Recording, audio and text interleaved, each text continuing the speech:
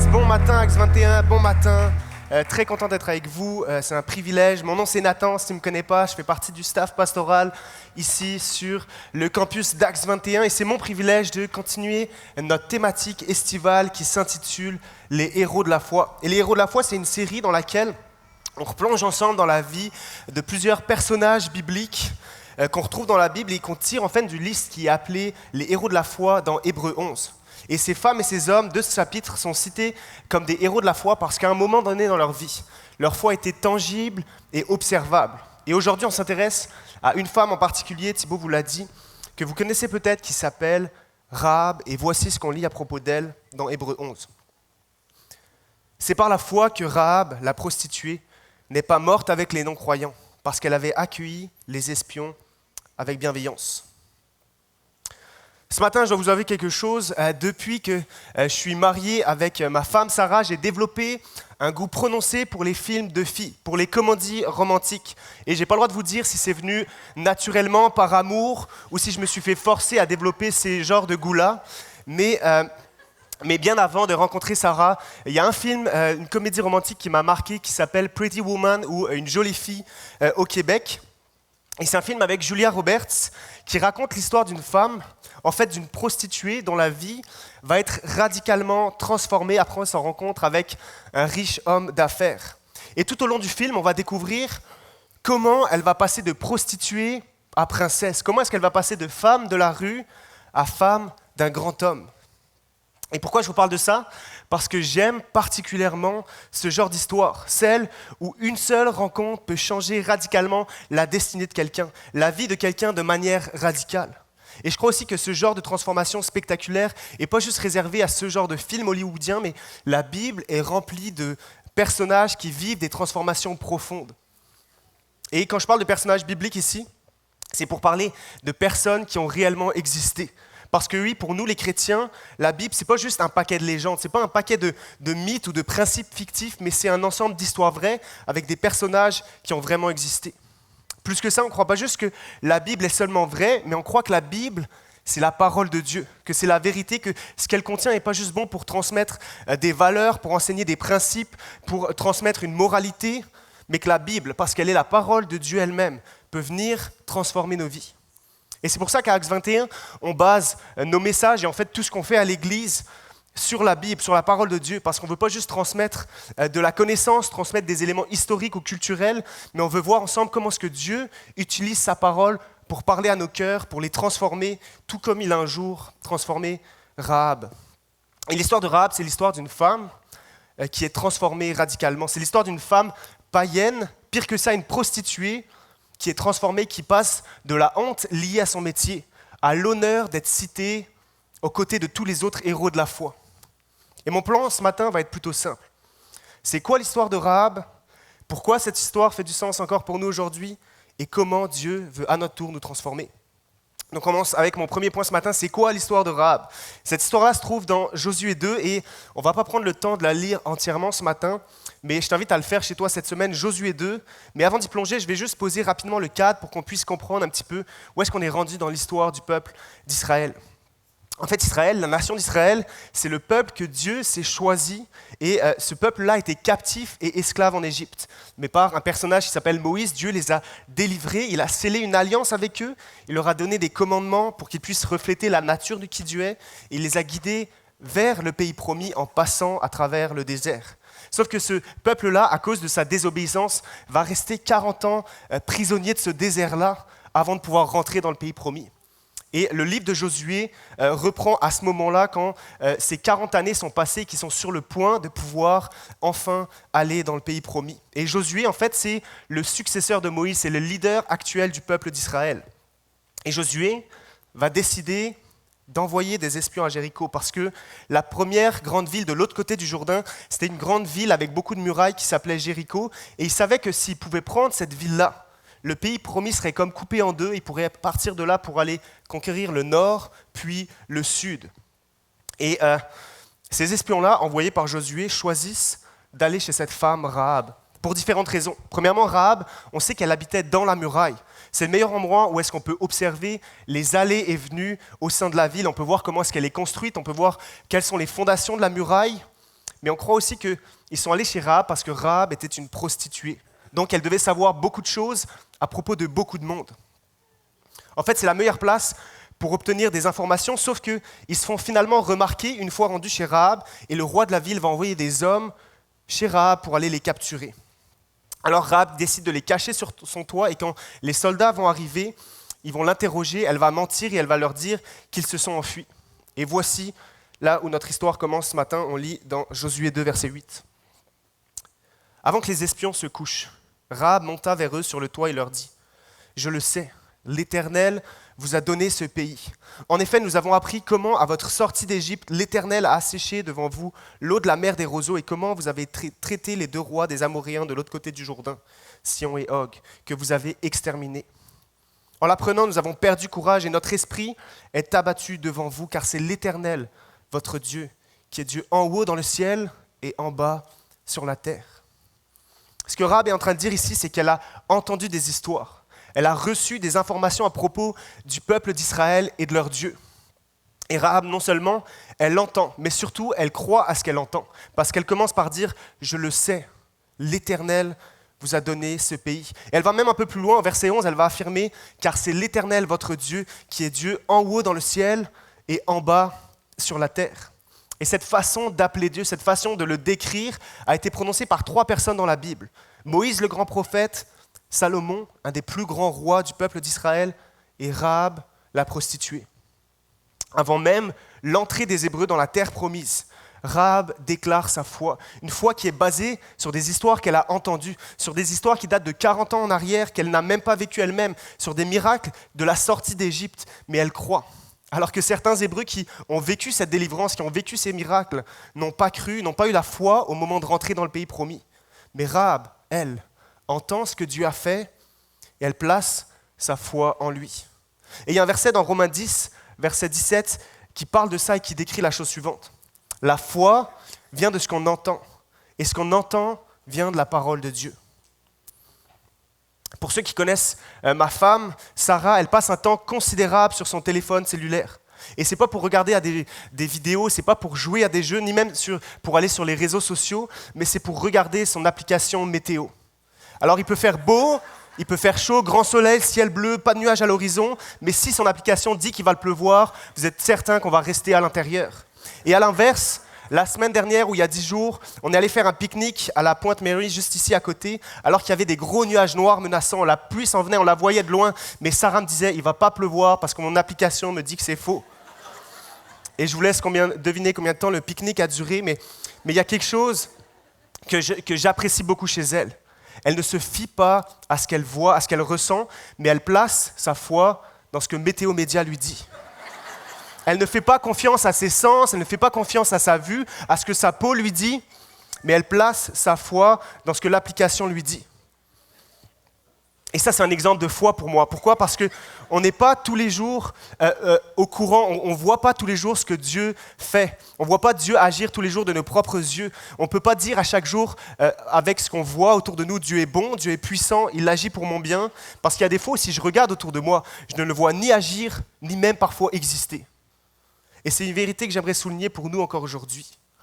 Si ta foi dépend uniquement des choses visibles, des choses que tu peux expérimenter, des choses que tu ressens, le risque, c'est que lorsque les signes viennent à manquer, ta foi, au mieux, va souffrir et au pire, va commencer à disparaître. Mais la Bible nous dit la chose suivante. La foi vient de ce qu'on entend et ce qu'on entend vient de la parole de Dieu. La foi ne vient pas de ce qu'on ressent, la foi ne vient pas de ce qu'on voit, la foi ne vient pas de ce qu'on expérimente. La foi vient de ce qu'on entend, et ce qu'on entend vient de la parole de Dieu. Ça se peut que tu fasses partie ce matin de ceux qui se posent la question en ce moment, où est Dieu dans ma vie ? Où est Dieu dans ma situation, dans ce que je vis en ce moment ? Qu'est-ce qu'il attend pour intervenir ? Qu'est-ce qu'il attend pour répondre à mes prières, pour me délivrer, pour me guérir ? Il y a des domaines dans lesquels on aimerait voir Dieu agir puissamment, et dans lesquels il ne se passe rien en ce moment. Il y a des fois où est-ce qu'on ne voit pas Dieu à l'œuvre en nous ou autour de nous.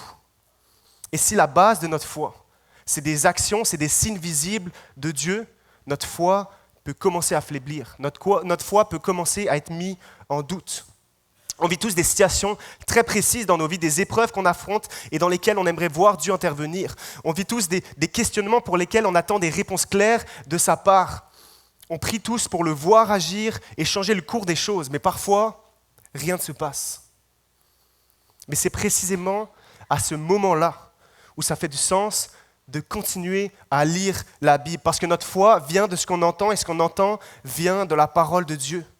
C'est dans ces moments-là où est-ce qu'on doit encore plus s'attacher à la Bible elle-même, à ces histoires qui nous racontent qui Dieu est et ce qu'il a fait dans le passé, pour que notre foi soit affermie et continue de grandir, même quand on ne voit plus Dieu agir concrètement dans nos vies. Rahab va le dire comme ça, car c'est l'Éternel, votre Dieu, qui est Dieu en haut dans le ciel et en bas sur la terre. Ça prend la foi pour proclamer cette chose-là quand on ne voit rien de sa royauté en ce moment dans notre vie ou autour de nous. Et moi, moi particulièrement, le premier, dans les derniers mois, j'ai vécu un décalage entre ce que je croyais de Dieu et ce que je vivais personnellement. Dieu est bon, Dieu est juste, Dieu est puissant, il est au contrôle, mais dans ma vie, je voyais des projets s'effondrer, je voyais des personnes de ma famille se déchirer, je voyais des maladies triompher. Il y a plusieurs jours durant lesquels ma tendance, ça aurait été de reprendre les mots de Rahab et de dire « L'Éternel, mon Dieu, est peut-être Dieu en haut dans le ciel, mais pas réellement en bas sur la terre en ce moment. » Mais il y a un matin, j'ai ouvert ma Bible, j'ai lu Hébreux 11, le chapitre thème de notre série estivale sur les héros de la foi, et voici comment il commence. « Or, la foi est une ferme assurance des choses qu'on espère, une démonstration de celles qu'on ne voit pas. » Autrement dit, c'est quand je ne vois pas, c'est quand je ne sens pas Dieu, qu'il est au contrôle, qu'il agit, que la foi entre en jeu et que c'est le meilleur moment pour déclarer « L'Éternel est roi dans les cieux et sur la terre ». Parce que ça ne me demande pas de foi de le déclarer quand c'est visible et tangible dans ma vie. C'est juste un constat, c'est juste une observation. Mais c'est quand c'est difficile et que je ne le vois pas que ça fait du sens de commencer à le déclarer. Alors dans ta vie, peut-être qu'en ce moment, il y a des choses que tu ne comprends pas. Peut-être qu'il y a des luttes en toi, autour de toi. Peut-être qu'il y a des situations dont tu doutes de l'issue finale. Il y a des batailles intérieures que tu n'arrives pas encore à gagner. Sache que tu es la meilleure place en ce moment pour pratiquer, expérimenter ce que c'est que d'avoir la foi. C'est facile d'avoir une grande foi quand on expérimente des choses fortes, des expériences spirituelles puissantes, des moments où est-ce que la présence de Dieu est palpable et tangible dans nos vies. Et on a besoin de ces moments-là, ils sont essentiels dans nos vies de chrétiens. Mais quand ces moments-là sont rares, quand ils sont espacés, on aura tendance à ressentir une sécheresse spirituelle, à moins d'entendre et d'écouter la parole de Dieu. Et ce qui est bien avec toi et moi, c'est qu'on a un gros avantage sur Rahab parce qu'on a la parole de Dieu, version imprimée, version physique. C'est la Bible elle-même. C'est pour ça que nous, les chrétiens, on insiste sans cesse sur l'utilisation de la Bible, parce qu'on croit que la foi vient de ce qu'on entend et ce qu'on entend vient de la parole de Dieu. Si ce matin, tu fais partie de ceux qui ont besoin d'entendre Dieu leur parler dans leur vie, j'ai une bonne nouvelle pour toi. Tu as juste à ouvrir ta Bible. Et si tu te dis, non mais moi j'ai besoin de quelque chose de plus direct, un Dieu qui me parle de manière audible, bonne nouvelle. Tu peux juste lire ta Bible à voix haute et Dieu te parlera de manière audible. Et j'ouvre une petite parenthèse, mais j'aimerais juste dire un mot à ceux qui sont parents en ce moment. Rahab a entendu des histoires à propos de Dieu et elle a placé sa foi dans ce Dieu-là. Il y a une puissance, ou en tout cas il y a une importance de raconter, de lire avec vos enfants, de prendre ces temps-là dans les histoires de la Bible, parce que la foi peut naître chez eux. Parce que la foi vient de ce qu'on entend, et c'est valable aussi pour les plus jeunes. Alors c'est un encouragement pour vous à persévérer là-dedans avec votre famille, mais je veux aussi en profiter pour souligner le ministère excellent de Pascal et Mylène qui s'occupent d'Axe Mini avec toute une équipe. Je veux profiter pour souligner leur travail parce que non seulement ils s'assurent dimanche après dimanche que les enfants soient pris en charge, aient du fun, mais ils s'assurent aussi que ces enfants-là entendent des histoires à propos de Dieu. Alors est-ce qu'on peut les encourager ensemble ce matin pour leur travail? Yes! Plus que juste les encourager, je veux aussi vous lancer un challenge ce matin. Si tu es d'accord avec ce que j'ai dit, si tu as applaudi, c'est que tu crois qu'il y a des graines de foi qui sont semées dimanche après dimanche à l'étage dans les classes des enfants. Alors je veux que tu puisses considérer servir avec Axe Mini parce qu'ils ont des besoins d'enseignants au niveau primaire. Donc si tu as des questions par rapport à ça, viens m'en parler, viens voir Pascal et Mylène. On croit que Dieu peut planter des graines de foi dans ces classes à l'étage. Rahab a entendu, elle a cru et elle a fini par agir. Elle a démontré. Elle a caché les espions au risque de sa propre vie. Et finalement, elle va les aider à s'enfuir, mais juste avant ça, elle va demander la chose suivante. Et maintenant, verset 14, « Et maintenant, je vous en prie, jurez-moi par l'Éternel que vous aurez pour ma famille la même bonté que moi pour vous. Donnez-moi l'assurance que vous laisserez vivre mon père, ma mère, mes frères, mes sœurs et tous les leurs, et que vous nous sauverez de la mort. J'aime à quel point elle est concernée par le salut des autres. Et c'est ça le principe d'être sauvé. Quand tu comprends réellement le salut, c'est tellement précieux que tu ne peux pas t'imaginer ne pas le partager aux gens autour de toi. À ce moment-là, elle sait que le jugement va arriver contre la ville et que sa famille va périr si elle ne fait rien. Et je sais que c'est difficile à entendre pour nous ce matin, pour moi le premier, mais la dure réalité, c'est qu'il y a des gens autour de nous, il y a des gens dans cette ville de Magog, il y a des gens dans nos familles, dans nos collègues, dans nos amis, qui sont en danger et qui ont aussi, eux, besoin d'être sauvés. Et Acts 21, oui, on va être une église qui rassemble des chrétiens pour former une communauté, une famille, où est-ce qu'on est bien ensemble, qui travaille à s'unir pour de vrai. Mais on ne veut surtout pas oublier pourquoi on est devenu une famille. Parce que Dieu, lui, nous a sauvés et nous propose de travailler avec lui pour élargir cette famille. Parce que le cœur de Dieu, oui, se réjouit ce matin parce qu'on est rassemblés ici entre nous, mais il se brise aussi en ce moment pour ceux qui sont en dehors et qui n'en font pas encore partie. Il ne nous appelle pas juste à le célébrer ensemble dans notre bulle chrétienne confortable, mais à le partager à ceux qui nous entourent. Parce que comme Rahab, quand tu goûtes au salut pour toi, quand tu es sauvé pour de vrai, tu veux ça aussi pour les autres autour de toi. Et alors qu'elle implore les espions à laisser la vie sauve à ses proches, les espions lui répondent « La seule manière d'être sauvé de la destruction de cette ville, c'est de faire pendre une petite cordelette rouge par ta fenêtre, pour que le jugement de Dieu passe au-dessus de ton habitation et que tu sois préservé de tout mal. » Et la suite de l'histoire, c'est un best-seller de l'école du dimanche, la prise de Jéricho, et je vous la fais en accéléré, mais en gros, les espions vont rentrer chez eux dans leur peuple, ils vont rencontrer Josué, leur raconter ce qu'ils ont vécu, et le peuple d'Israël va traverser le Jourdain. Ils vont se rendre jusqu'à Jéricho, et là-bas, Dieu va les diriger dans un plan de bataille très surprenant. En fait, il va leur demander de faire chaque jour, pendant 6 jours, une fois le tour de la ville. Et le 7e jour, ils vont tourner 7 fois autour, et voici ce qui se passe dans Josué 6. Le peuple poussa des cris, et les prêtres sonnèrent de la trompette. Lorsque le peuple entendit le son de la trompette, il poussa des grands cris, et la muraille s'écroula. Le peuple monta dans la ville, chacun devant soi. Ils s'embarrèrent de la ville, la vouèrent à la destruction en la passant au fil de l'épée. Tout ce qui s'y trouvait, hommes, femmes, enfants, vieillards, jusqu'aux bœufs, aux brebis et aux ânes. Josué dit aux 2 hommes qui avaient exploré le pays, « Entrez dans la maison de la femme prostituée et faites-en sortir cette femme et tous les siens, comme vous le lui avez juré. » Et peut-être qu'en lisant ça, on peut se demander, pourquoi Dieu est si cruel ? Pourquoi est-ce qu'il veut anéantir toute une ville ? Et plus que ça, si on lit la suite de l'histoire, pourquoi est-ce qu'il veut tuer toutes les personnes qui sont dans ce pays promis-là en ce moment ? Et sans entrer dans les détails ce matin, il faut qu'on garde à l'esprit que Dieu leur a laissé 400 ans pour se repentir, pour changer de comportement. Mais ces peuples-là vivaient en constante rébellion contre Dieu lui-même. Et c'est pour ça que l'histoire de Rahab est belle, parce qu'elle parle d'un Dieu qui nous rappelle qu'il peut et qu'il veut faire grâce, même au sein d'un jugement qui est mérité.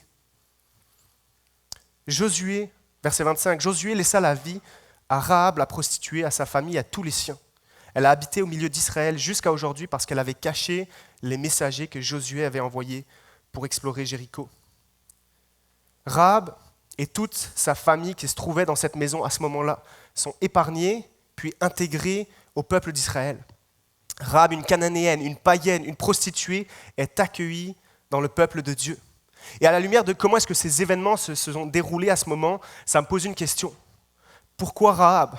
Pourquoi des espions sont allés chez cette femme ? En fait, même pourquoi des espions alors que Dieu leur avait déjà promis qu'il livrerait cette ville et ce pays ? Et si on dézoome un petit peu de cette longue histoire, vous savez à quoi ils ont servi ces espions pour la prise de la ville ? En fait, ces espions ont peut-être donné à Josué des informations sur comment ils allaient pouvoir rentrer dans la ville, comment ils allaient pouvoir la conquérir, quels en sont les points faibles. Mais finalement, pour gagner la bataille, la seule chose que le peuple d'Israël a eu à faire, c'était de marcher autour de la muraille. Ils n'auraient pas eu besoin d'espions pour établir cette stratégie-là que Dieu leur a donnée. Mais Dieu a envoyé ces 2 espions pour que Rahab et sa famille puissent être sauvés. Pourquoi Rahab ? Est-ce qu'elle le méritait plus que quelqu'un d'autre dans cette ville à ce moment-là ? Est-ce que c'était réellement la meilleure personne à choisir ? Si on en juge par son métier, je crois que ce n'était pas la plus sainte, ce n'était pas la plus morale, ce n'était pas celle que toi et moi on aurait choisie en premier. Mais ça, c'est la définition de la grâce. Alors que Rahab ne le méritait pas, Dieu lui accorde sa faveur et la sauve. Et ça, c'est l'histoire de Rahab. La grâce au sein du jugement. Maintenant, pourquoi ? Deuxième point, pourquoi ? Pourquoi ce matin je vous raconte l'histoire d'une prostituée cananéenne qui date de 3400 ans en arrière? Qu'est-ce que ça a à voir avec toi et moi ce matin? Et ma tendance première, quand je lis une histoire de la Bible, c'est de m'identifier au personnage principal. C'est d'essayer de voir en quoi je ne suis pas si différent qu'il ou elle et comment est-ce que je peux me mettre à sa place. Qu'est-ce que je peux tirer comme leçon de la vie de Rahab pour l'appliquer à ma propre vie? Mais je crois que dans cette histoire, toi et moi, on est plus semblables aux habitants de Jéricho. En fait, je crois que les habitants de Jéricho représentent bien qui on est encore aujourd'hui. Le peuple de Jéricho était en rébellion contre Dieu. Ils utilisaient leur argent, leur temps, leur énergie, leurs ressources pour leur plaisir, pour leur propre direction. Et peut-être qu'on peut se dire, ben non, moi, ce n'est pas le cas. Moi, je donne toujours une petite partie ou une grosse partie de ce que j'ai à Dieu. Je donne ma dîme, je vais à l'église chaque dimanche, je prends mon temps pour aider mes voisins, je sers même à l'église. Dieu a vraiment une place dans ma vie en ce moment. Mais la question, ce n'est pas, est-ce qu'on laisse Dieu avoir une place dans nos vies? La réelle question, c'est, est-ce qu'on voit vraiment nos vies comme appartenant à 100% à Dieu lui-même? À l'université, j'avais un bon ami dont son passe-temps, c'était de voler des vélos. Donc il se baladait dans la ville de Strasbourg avec un sac à dos rempli d'outils. Et dès qu'il tombait sur un vélo qu'il aimait bien, il le dézippait, sortait sa petite scie mécanique et commençait à couper le cadenas pour repartir avec son vélo. Et je me souviens, quand je le confrontais, il me disait toujours, « Non mais Nathan, moi je ne suis pas un voleur normal, je suis un bon voleur. Parce qu'une fois que j'ai pris ce vélo-là, non seulement je le répare, je le remets à neuf, mais je le nettoie régulièrement et je l'utilise pour faire des bonnes choses. La semaine dernière, je suis allé à l'épicerie pour ramener à manger à ma vieille voisine qui ne peut plus se déplacer. Et ce que je lui répondais, c'était que le problème, ce n'est pas vraiment ce que tu fais avec le vélo. Mais le problème, c'est qu'il ne t'appartient pas. Ce n'est pas ton vélo, tu ne peux pas faire ça. Et c'est pareil avec nos vies. On peut vivre notre vie, on peut la diriger comme on veut, on peut en prendre soin, en faire des choses qui semblent bonnes, mais la vérité, c'est que parfois, on est en train de voler notre vie à celui qui nous a créés. Et je ne suis pas là pour vous accuser parce que moi, le premier, ma tendance, c'est de vivre ma vie comme si elle m'appartenait. En fait, je suis beaucoup plus prompt à faire des choix selon ce que je pense être bon pour ma vie, plutôt que de faire des choix qui sont le résultat de la volonté de Dieu pour moi. Et ça, c'est notre tendance profonde. C'est d'être comme ce peuple de Jéricho, des rebelles. C'est cette tendance qu'on a à l'intérieur de nous qui s'appelle le péché. Le péché dans ma vie, ce n'est pas juste quand je fais des mauvaises choses. C'est tout ce que je fais quand je crois que ma vie m'appartient, même quand il s'agit de faire des bonnes choses. Et on le voit dans notre histoire de ce matin. La conséquence de la rébellion, la conséquence du péché, la conséquence de ne pas vouloir Dieu comme roi sur ma vie, c'est le jugement. Toute la ville est rasée entièrement à cause de leur rébellion.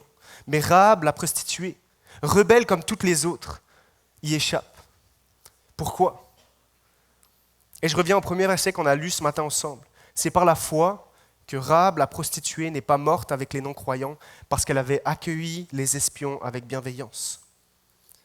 Dans ce chapitre des héros de la foi, Rahab, la prostituée, issue d'un peuple condamné par Dieu, est citée pour sa foi au même titre qu'Abraham et Moïse. Rahab, issue d'un peuple qui se rebelle sans cesse et qui en plus vendait son corps pour de l'argent, est citée dans le Nouveau Testament, dans un chapitre qui met en avant les plus grands personnages de la foi. Comment c'est possible? La foi, ce n'est pas de croire intellectuellement.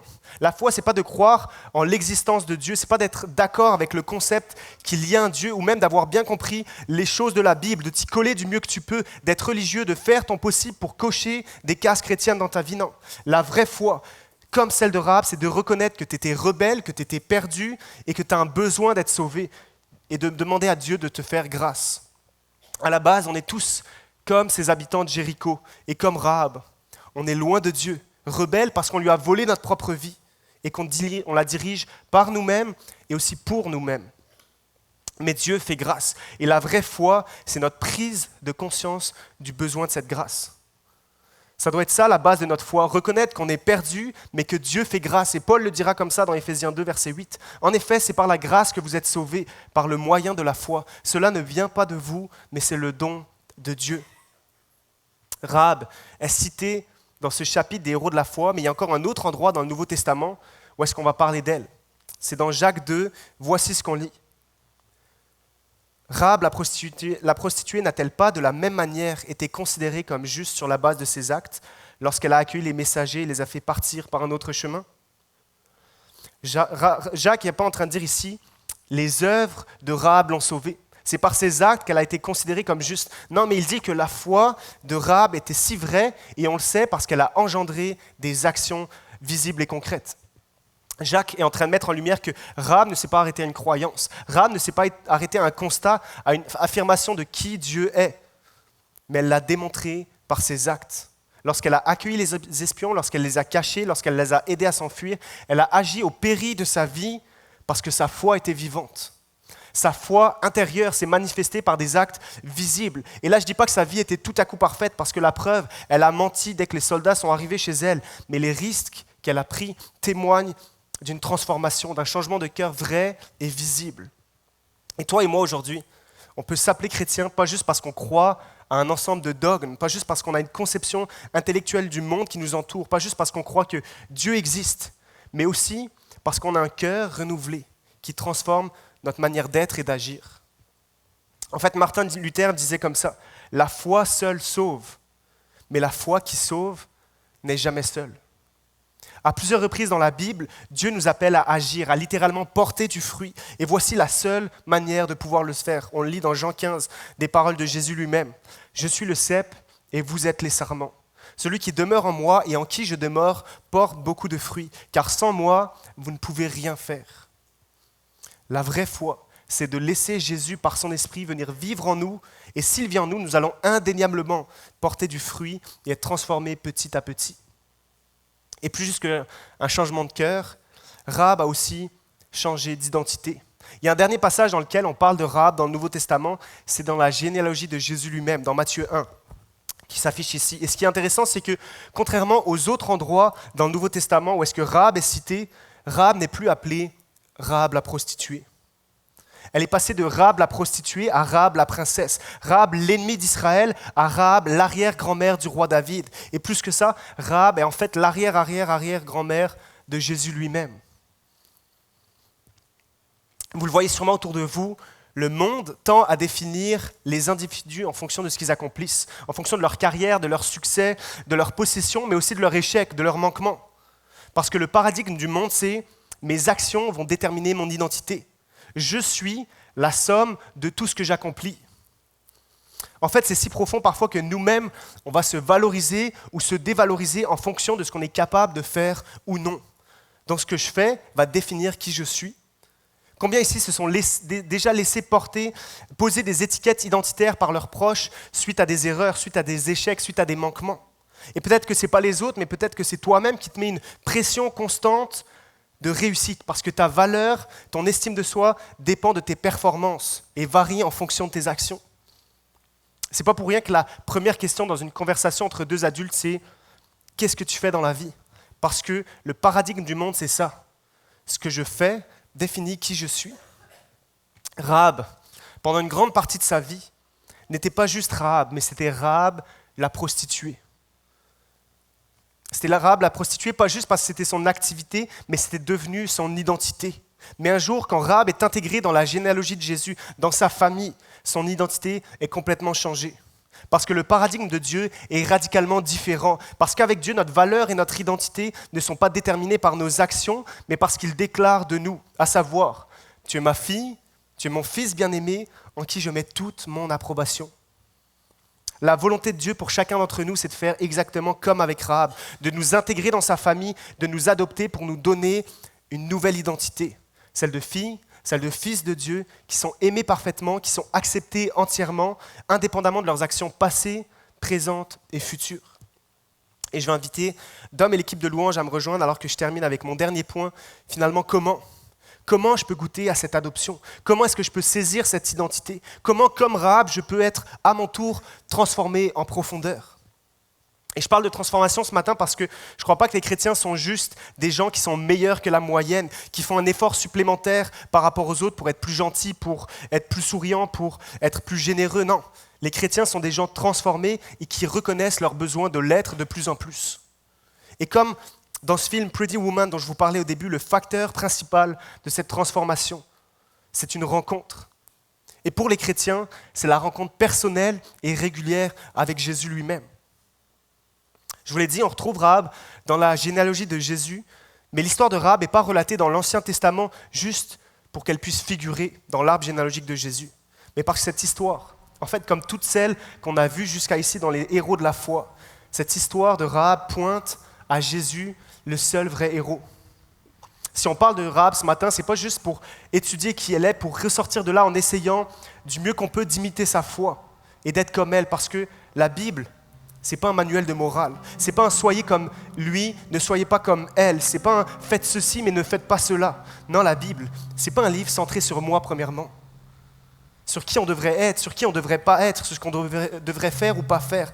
Non, c'est un livre qui est 100% centré sur Jésus lui-même, du début à la fin, en pointant à ce Jésus-là qui vient nous sauver. Et je vous dis ça parce que l'homme religieux que je suis aura tendance à lire l'histoire de Rahab et me dire « Ok, donc je dois avoir la même foi que Rahab et je dois aussi agir radicalement comme elle l'a fait. » Et soit je tombe dans le désespoir parce que ma foi et mes œuvres ne sont pas aussi marquées, ne sont pas aussi intenses qu'elle, ou soit je tombe dans l'orgueil parce que finalement je me dis, comparé à Rahab, je suis quand même pas pire. J'ai la foi et je suis capable de la démontrer. Mais si on lit la Bible et les histoires qu'elle contient comme un livre centré sur Jésus et pas juste sur moi, je peux voir que ultimement Rahab ne pointe pas à qui je dois être, mais avant tout à qui Jésus est pour moi. Vous vous souvenez, les frères, les sœurs, les parents, les amis de Rahab faisaient partie du peuple ennemi de Dieu, que Dieu avait maudit à cause de leur rébellion. Pourtant, voici ce qu'on lit. Les jeunes espions entrèrent chez Rahab et firent sortir Rahab, son père, sa mère, ses frères et tous les siens. Ils firent sortir tous les membres de sa famille et les installèrent en lieu sûr, à l'extérieur du camp d'Israël. Josué laissa la vie à Rahab, la prostituée, à sa famille et à tous les siens. La famille de Rahab a été sauvée. Ce n'est pas eux qui ont fait acte de foi. Ce n'est pas eux qui ont pris les risques de cacher les espions au péril de leur vie. Ce n'est pas eux qui ont suspendu une cordelette rouge à leur fenêtre. Non, la seule chose qu'ils ont fait, c'est d'entrer dans la maison de Rahab. Rahab les a cherchés. Rahab les a sûrement suppliés de venir avec elle, chez elle, pour qu'ils ne périssent pas, mais qu'ils soient sauvés. Et eux, ce qu'ils ont fait, la simple chose qu'ils ont eu à faire, c'est d'accepter cette invitation. Ils ne le méritaient pas plus que n'importe qui dans la vie. Et de la même manière, pour chacun d'entre nous, c'est Jésus qui a tout fait, c'est Jésus qui a tout accompli, c'est Jésus qui a mené une vie parfaite, c'est Jésus qui a obéi à son Père, c'est Jésus qui a fait sa volonté, c'est Jésus qui est venu nous chercher là où on était, nous inviter à lui pour qu'on puisse être sauvés. Rahab a ouvert sa porte pour que les siens ne subissent pas la colère de Dieu. Jésus lui a dit « Je suis la porte et par moi vous avez accès à Dieu ». Rahab était prête à risquer sa vie pour sa famille, mais Jésus, lui, a donné la sienne pour nous alors qu'on était encore ses ennemis. Rahab a suspendu cette cordelette pour que les siens puissent être sauvés. Jésus, lui, s'est suspendu lui-même, volontairement, à une croix clouée sur le bois, pour que toi et moi, pour que tous ceux qui croient en lui puissent avoir la vie sauve et être intégrés dans sa famille. Jésus a fait tomber les murs de notre rébellion qui nous tenaient à distance de Dieu. Et par Jésus, Dieu a résolu une fois pour toutes le problème du péché dans notre vie. Et non seulement ça, mais si tu places ta foi en Jésus, non seulement tu es sauvé de la conséquence de ton péché, de ta rébellion, donc le jugement, la mort éternelle, mais comme Rahab, tu as accès à une nouvelle identité, un nouvel espoir, un nouvel héritage futur, mais aussi une nouvelle puissance présente qui te permet de vivre une transformation intérieure, véritable et profonde. Parce qu'il y a des domaines dans notre vie, on a encore besoin d'un changement radical. Il y a des murailles dans notre vie qui doivent encore tomber. Il y a des addictions dont on doit être délivré. Il y a des problèmes de relations qui doivent être résolus. Il y a des habitudes qui doivent et qui peuvent encore changer. Pas parce que je suis assez bon. Oh, je perds des pages de la Bible. Pas parce que je suis assez bon, mais parce que Dieu nous transforme par son esprit. Et cette transformation-là, elle est inhérente au fait de saisir notre nouvelle identité. Celle de fils de Dieu qui a lui-même payé le plus grand prix. Celle de fille de Dieu pour qui Dieu a payé le prix de son propre fils pour t'adopter et t'avoir avec lui pour toujours. L'adoption proposée par Dieu pour chacun d'entre nous encore ce matin est au cœur du christianisme. Elle est au cœur de la théologie chrétienne, elle est au cœur de la Bible. En fait, il y a un cardinal qui s'appelle le cardinal Cantalamessa qui a dit quelques années quelque chose que je trouve très très beau. Si la parole écrite de la Bible pouvait se changer, et devenir une seule voix. Cette voix, plus puissante que le grondement de la mer, crierait « Le Père vous aime ». Et j'aimerais vous finir en vous racontant l'histoire d'un jeune homme qui s'appelle Martin. Martin est né il y a quelques années en Russie, il y a une vingtaine d'années. Et alors qu'il était dans un orphelinat là-bas, seul, un couple a décidé de passer par toutes sortes d'aventures administratives, a décidé de voyager des milliers de kilomètres dans un pays qu'ils ne connaissaient pas pour aller à la rencontre de ce petit bonhomme, qui ne parlait pas un mot de leur langue et qui ne les connaissait pas. Et finalement, ce couple-là sont repartis avec Martin pour en faire de lui leur fils adoptif. Et ce Martin, il a grandi, il a appris à connaître sa famille, il a appris à parler français, il a appris à évoluer dans une nouvelle culture, mais il a très vite décidé de faire ce qui lui semblait bon, d'agir comme bon lui semblait.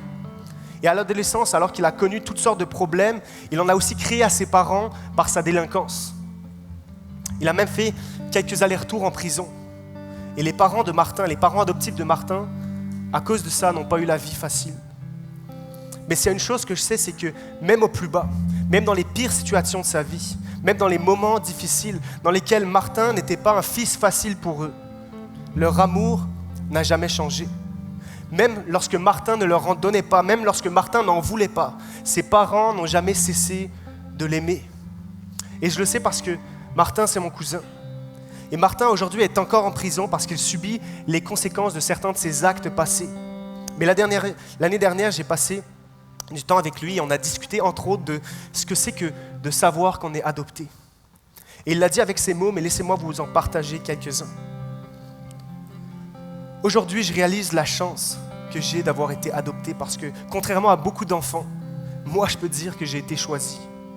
J'ai été choisi il y a longtemps quand j'étais petit et mignon, mais j'ai aussi été choisi tous les jours qui ont suivi. J'ai été choisi et aimé, même lorsque je faisais les pires choses. Même quand j'ai fait du mal à ma famille, ils ont continué à me choisir. J'ai été choisi alors que je ne le méritais pas. Mais aujourd'hui, je sais que rien de ce que je fais ou je ne fais pas ne changera le regard d'amour de mes parents sur moi. Et si je vous raconte ça, c'est parce que c'est une réalité. En fait, c'est un enjeu pour chacun d'entre nous. Il y en a pour qui cette vérité est nouvelle ce matin, ce concept de pouvoir devenir enfant de Dieu. Mais il y en a qui l'ont entendu des dizaines, voire des centaines de fois. Et pourtant, je me permets de finir et d'appuyer sur cette réalité si importante et si profonde. Parce que de savoir que je suis choisi, de savoir que je suis aimé par Dieu lui-même, ça change tout dans ma vie. Il y a une phrase d'un livre que j'aime tellement qui s'appelle « Le Petit Prince d'Antoine de Saint-Exupéry » qui dit la chose suivante. « Tous les adultes ont d'abord été des enfants, mais peu d'entre eux s'en souviennent. Mon cœur a tendance à oublier. Mon cœur a la mémoire courte et même les vérités les plus belles, les plus profondes pour moi finissent un jour par s'atténuer. Alors ce matin, je vais vous proposer de finir en nous rappelant qui nous sommes ou pour certains qui nous pouvons être. Je veux nous encourager ce matin à nous souvenir que nous sommes les enfants de Dieu. Et j'aimerais, pas vous le dire de ma propre bouche, mais j'aimerais le laisser lui-même te le rappeler ce matin en te lisant ce qu'il dit de toi dans sa parole. Alors je vais lire quelques versets, quelques paroles que Dieu t'adresse personnellement. Et je veux te les lire comme un rappel si tu les as déjà entendus ou comme une déclaration si c'est la première fois que tu les entends. Alors ça peut t'aider à te les approprier. Je veux t'inviter à simplement courber la tête, peut-être fermer les yeux et laisser Dieu te dire ce matin les paroles suivantes. Avant de te former dans le ventre de ta mère, je te connaissais. C'est moi qui t'ai tissé et j'ai déclaré que tu étais une créature merveilleuse. Ton corps n'était encore qu'une masse informe, mais je le voyais déjà. Et sur mon livre étaient inscrits tous les jours de ta vie avant qu'un seul d'entre eux n'existe. Je t'ai créé, je t'ai façonné, je t'ai modelé, je t'ai appelé par ton nom. Tu m'appartiens. Et même si une mère oublierait son enfant, moi, je ne t'oublierai jamais. Je te connais, je sais quand tu te lèves, je sais quand tu te couches, je discerne même tes pensées. Même avant que les mots ne soient sur ta langue, je sais ce que tu vas dire. Je te connais entièrement et je t'entoure en posant ma main sur toi. Ma main te conduira, car je suis moi-même avec toi. Je connais ton cœur, je connais tes pensées et mon désir, c'est de te conduire sur les voies de l'éternité. Tout ce qui était autrefois insensé, Toi, tu étais rebelle, égaré, asservi à toutes sortes de passions, mais je t'ai délivré de toute œuvre mauvaise. Je t'ai sauvé pour te faire entrer dans mon royaume céleste. Toi qui étais mort en raison de tes fautes, je t'ai rendu la vie. Je t'ai pardonné, j'ai effacé l'acte de condamnation rédigé contre toi. Je l'ai annulé en le clouant sur la croix. Oui, j'ai effacé tes transgressions comme un nuage, tes péchés comme de la brume. Alors reviens à moi, car je t'ai racheté. Je me laisserai trouver par toi.